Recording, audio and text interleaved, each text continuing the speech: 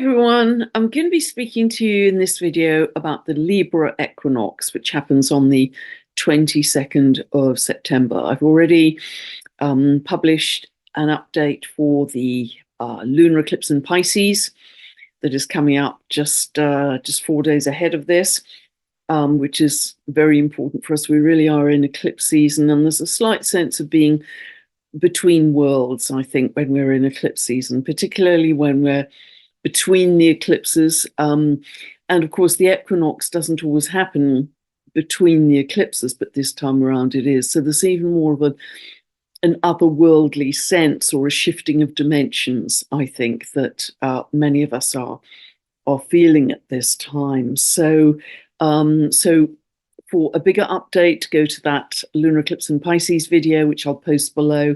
But here I just want to focus on the Libra equinox. It's probably going to be a fairly short video. So let me share the screen, the chart with you. So here we go. As always, I set this for England, and this is happening on the 22nd of September. And the Libra equinox is defined by the sun entering the sign of Libra, 00 of Libra. And here we see, picking up on the Pisces theme, we see that the sun is being opposed quite tightly by Neptune. So it picks up on all the Pisces themes, the Neptunian themes that I was talking about in that recent update. And it really is suggesting that we, looking at this in a higher sense, that we live as a spiritual being. We live in a spiritual context for everything happening in our lives. We stop thinking of ourselves as a human being and start to think of ourselves much more fully as a spiritual being, because that's what's really happening. And if you can get a sense of moving towards bliss or oneness, or connecting with source, or a sense of unconditional love, even divine love, cosmic love, that people are starting to talk about now, more and more people, that will serve us well, because that's very definitely where we are headed. And so this very ethereal quality of dropping into bliss, do that as often as you can. Find the bliss bubbles in your day, and find what easily creates those bliss bubbles. Is it hugging your child? Is it sitting in nature? Is it listening to the birds? Is it artwork or poetry or music? Find your particular default method, the fastest way you can drop into your bliss bubbles, because that sun opposing Neptune has great promise about, I think it's about creating a new dream, actually, because it's so interesting. As I go through these updates, I'm becoming increasingly aware that I can't explain the astrology in the old way that I might have done it a year or two ago, even a few months ago. There's a need to translate and explain the astrology at a different level. And I think that's because we are constantly shifting in consciousness as we move through these months. Compassion will be running high at this time, which is wonderful, because compassion is very much a unifying emotion. When we feel compassion for other people, we feel empathy, we want to help them, we want to come together with them. And the more we come together as a humanity, the better we are going to fare in these current months and years. There's also a sense with the sun opposing Neptune of kind of seeing through the veil, starting to see more clearly, because Neptune and Pisces and their lower expressions can be to do with the veil or some kind of deception or whatever. We're seeing through it in a clearer way. And it's interesting that the ruler of Libra, Venus, is at the crisis degree of Libra here. I'll come back and talk more about that in a moment. But it is also very tightly quincunx to Neptune. So this can have some beautiful qualities in terms of aesthetics, creating beauty in quite abstract ways, which is really lovely, expressing with color, but in a very fine way. Libra is always to do with creating something very fine, I think, in terms of beauty. But it can also suggest, again, this perhaps things not being clear in relationship, coming to light. And this is kind of taking it too far, but it's almost when you've been in a relationship for a little while and the partner says, oops, forgot to tell you I was married. So it doesn't quite go that far, but there's a sense of things not having been clear, or you haven't seen them clearly enough. And now is a time, because Libra is a cardinal sign, that we have greater insight, we have greater clarity. And it is very likely around this time that relationships will shift. Libra is par excellence the sign connected to relationships, that relationships will change and shift and move on at this time. It's I haven't drawn the South Node in, but because normally they don't appear on charts, but as you know, the South Node is always opposite the North Node. So the South Node is at 6 degrees of Libra. And of course, the Libra equinox happens every year, but it's unusual for it to be conjunct the South Node. And that is because the nodes have an 18.6-year cycle, whereas the Libra equinox happens every year. But the fact it's conjunct the South Node, I think, is again highlighting relationship, but also highlighting balance.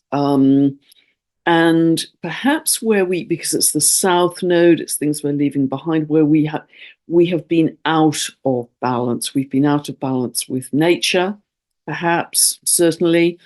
We've tried to, in recent times, try to dominate and rape and pillage nature in, dreadful ways. That is now changing. I think we're getting into a sense of we are more in balance, more in harmony. We're going back to ancient times and their relationship with nature. How we are nature, not just we're part of nature. We are nature, and we've got to kind of get back into connection with that.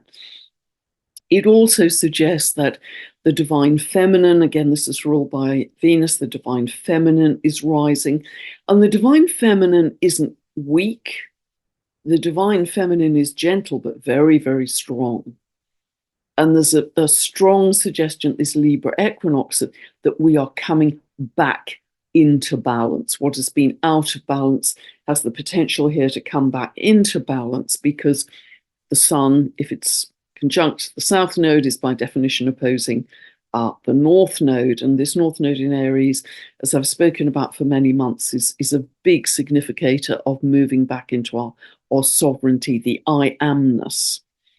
And it's interesting, this sense of sovereignty and shedding our victimhood is also highlighted by Chiron in Aries. This can be a sense of victimhood in early life, starting to be acknowledged and expressed. This is quincunx to Mercury here. Mercury in Virgo, again, that tends to be very clear, Mercury in Virgo. And so I think many of us have spent our lifetime, often maybe many lifetimes, who knows, in a kind of victim consciousness. And maybe that's been encouraged, and whether that has been societal or whether that's been in personal relationships, I think many of us have felt that at some point in our lives, really quite strongly. I certainly spent a couple of decades as a world-class doormat, but when I woke up this morning, and I don't know if I've heard this or read this, but it was just kind of ringing in my mind. If I remember somebody else who said it, I would credit them, but maybe it was just from me in the dream, that the victim always needs a perpetrator. The victim always needs a perpetrator. And this felt really profound for me, not only in my own personal history, but thinking of many people I know, that if you get into a kind of victim groove, you will constantly attract partners who enable you to keep on playing out that victim consciousness. And the reason for that is if we are living in victim energy, because we get more of what we think about all day long, the universe just keeps sending us more of what they think we want of what we keep thinking about all day long. We will continually attract partners and or experiences which keep reinforcing that victim consciousness. So this is an inside job. And this, this has sort of been rolling around my head all day, that the victim needs a perpetrator. Isn't that interesting? I mean, think about that yourself. For me, this cut deep. This went really, really deeply, in that, of course, I so often say everything in life is an inside job. So it's when we get back to our inner balance, our greater sense of inner sovereignty and inner authority, that those relationship dynamics change, whether that's the relationship with a partner, romantic partner, with a family member, with somebody at work, a work colleague, or in bigger society, however that plays out for you. It's an inside job, because once you shift, all the dynamics shift in every relationship that you experience in your life. All of them shift, but it has to come from you, of that stepping into a greater power and out of the people pleaser, Libra, shadow side of Libra, out of the compromiser, where you very often sacrifice your own needs for the other, whoever the other is. So, yeah, that feels very important here. So yes, and I think Mercury, as I say, in this quincunx to Eris in Aries, really is echoing that shift out of the wound being in the I am to North Node in Aries, opposing the Sun in Libra at the Libra equinox, this greater sense of I know who I am. And also Saturn is in a quindicile, this small Q here, 165-degree aspect to the Sun, suggesting some urgency around this urgency or obsession to get that balance right. The Sun is also in a beautiful grand trine here, a grand trine with, I mentioned this in the Pisces lunar eclipse update. It's in trine to Pluto out of sign. Pluto just tipped into Aquarius. You could see that more easily, but it's definitely a tight out of sign trine to Pluto. And they are both trine to not only Uranus at 27 of Taurus, but also Sedna and the Moon at 1 degree of Gemini. The Moon, very interestingly, has come to conjunct Sedna here. So this is very interesting, because the Moon conjunct Aquarius is talking about an awakened emotional us, if you like, an awakened emotional state of being. And the Moon conjunct Sedna, and of course Uranus is already conjunct Sedna, but increasingly so in the coming years, is shining a light on that potential for not only human transformation, human metamorphosis. And this goes really deep as well, in many ways that I've talked about in other videos. And it also is highlighting, again, the innovation in food production, Uranus and Taurus, further developments in digital currencies, etc. I think it is also very much about shifting much more quickly, and Pluto in Aquarius will do this too from November onwards, into rapid developments in AI, with Pluto in Aquarius from November onwards and Sedna in Gemini, highlighted here by The moon, and remember at the Libra equinox, it's like striking a tuning fork for the next 3 months, accelerated developments in AI, but also Gemini in our sense of multidimensionality. This is mutable air. We are going to start to have, many more of us, a much greater sense of our own multidimensionality, which is really exciting. Our own psychic sensitivity, I think, is coming in really strongly. Now, also going back to Venus, the ruler of this Libra equinox, 29 degrees of Libra, of course, 29 degrees of any sign is the crisis degree. So this can suggest, as I mentioned earlier, a crisis around relationship, that it's no longer on the same frequency as you, and you're parting ways. But it's very interesting also that Venus is in a very, very tight square here to Pluto, exact by degree. Now, in relationship, this can suggest that there's some intense emotion, jealousy, possessiveness, etc. And you're kind of weighing up that this sense, this emotional intensity, this jealousy, this possessiveness gives you security, but is it too overwhelming emotionally? Do you want more air? Do you want more space? Do you want more independence?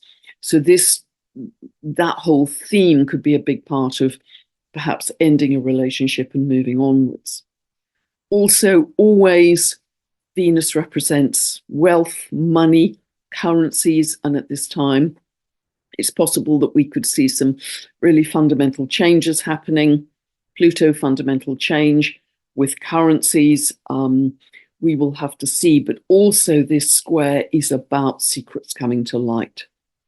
It's about secrets coming to light. And within a day, Venus then moves into Scorpio. And again, that emphasizes that theme.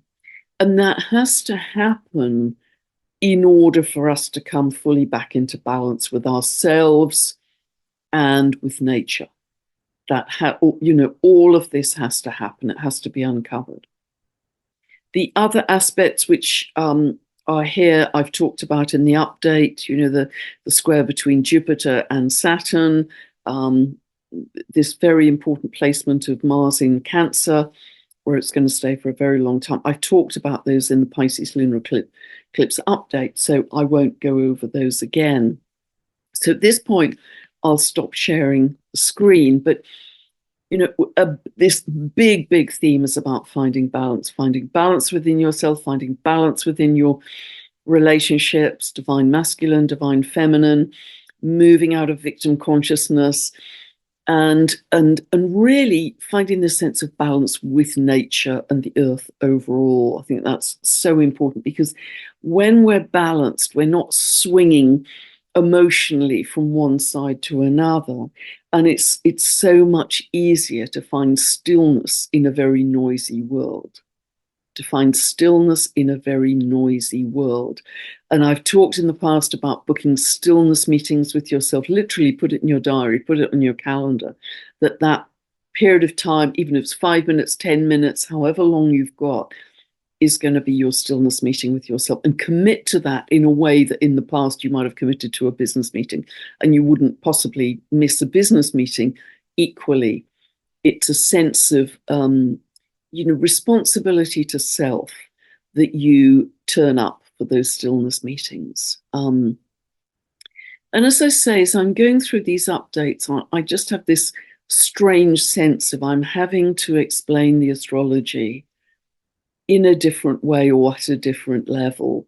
And, I'm sure that's true for many of us. But it's a big need to move beyond the old language and even the old meanings, I think.